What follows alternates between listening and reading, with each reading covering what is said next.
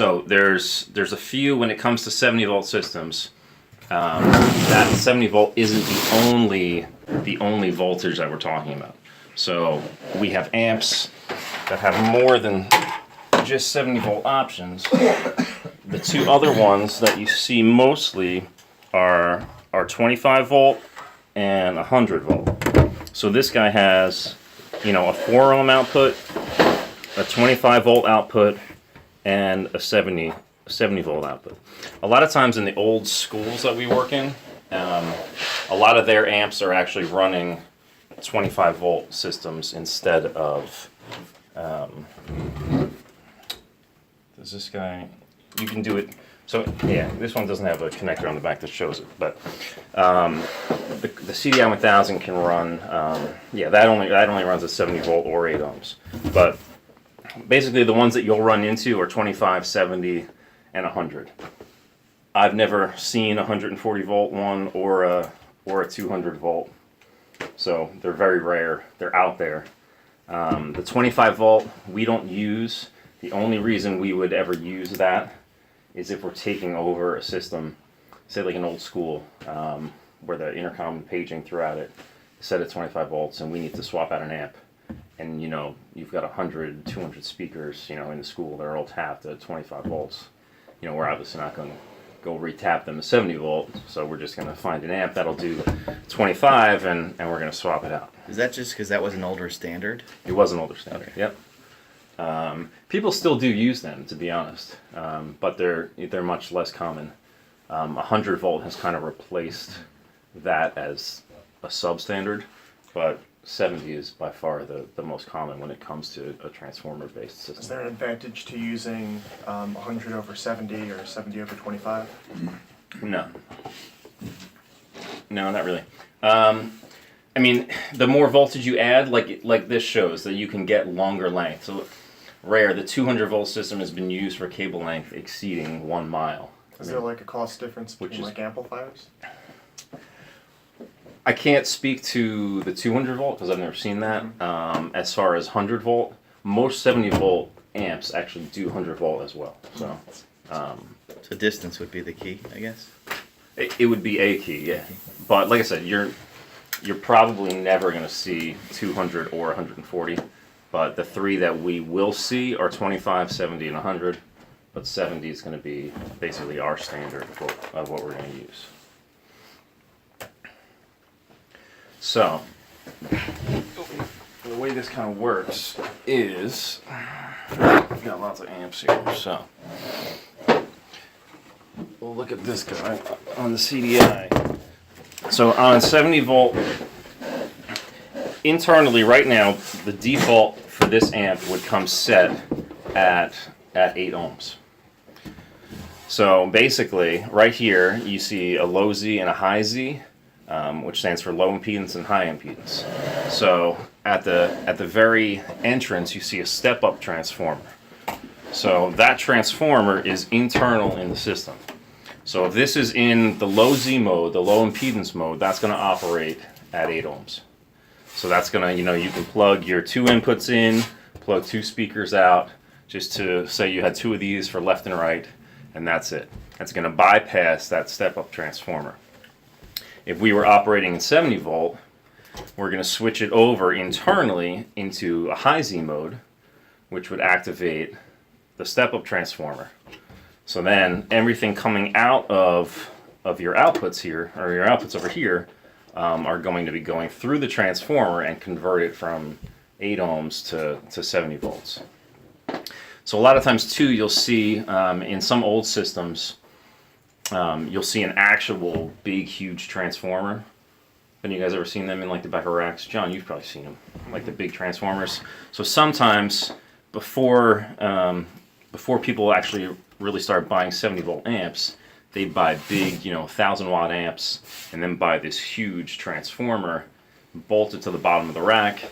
You could take an output of the amp into this transformer, so you got a 500 watt transformer. And then that would be your step-up transformer, and then you link your 70 volt speakers. So the difference, obviously between 70 volt speakers and 8 ohm speakers is the transformer. How would you switch it over to 70 volt?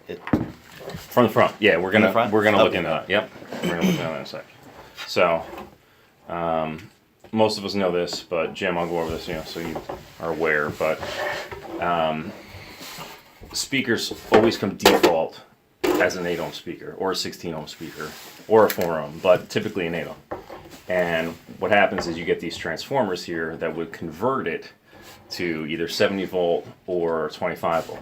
So this guy here, this one does all three. So if you look on the back, it's got a color code, scheme for the wires. It's got 25 volt, 70 volt, and 100 volt. So all three of those we can do with this speaker.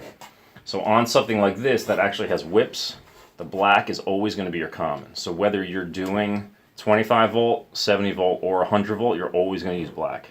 And then these are going to be your hot legs to determine what wattage. So on these guys, you've got different taps, between 0.7 watts. Sometimes they go down to even a quarter of a watt, up to like 5 watts.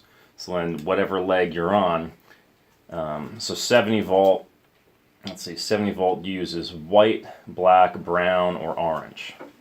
And then the other ones use, the other colors.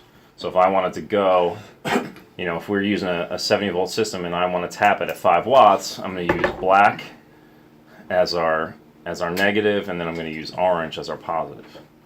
So, if I was coming out of this amp and this was switched to 70 volt, I would wire my negative to the black and my positive to the orange. And then that would only send 5 watts to this.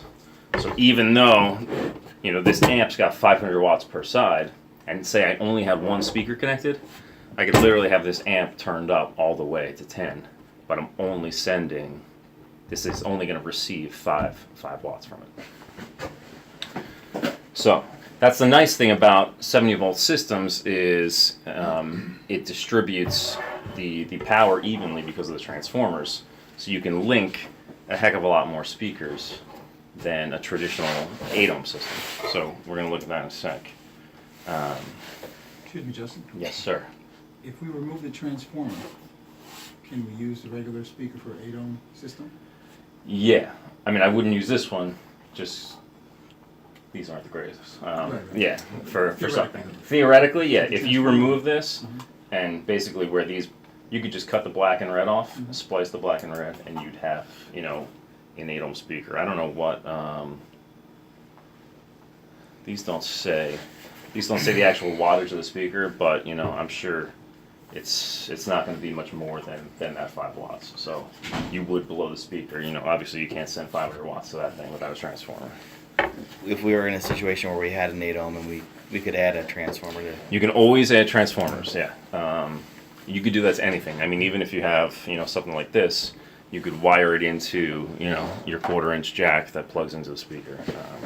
And do it that way. So you can always do that. So some of the other 70 volt speakers we use are these guys.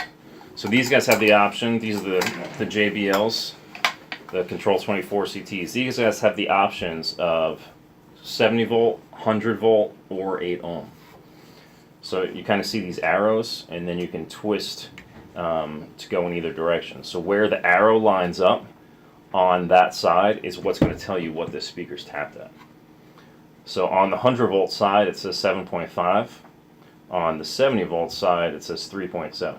So if we were wiring this into a 70 volt system, it would be, where that setting is right now, it'd be 3.7 watts. If we were using it on a 100 volt amp, it'd be 7.5 watts. Then on these speakers, we see a dot too. On all these JBLs, they have these dots. The dot is a pass-through. So if we wanted to use this speaker as an 8 ohm speaker instead of a 70 volt speaker, we'd have to make sure that dot, we twist it so that dot lines up with the arrow.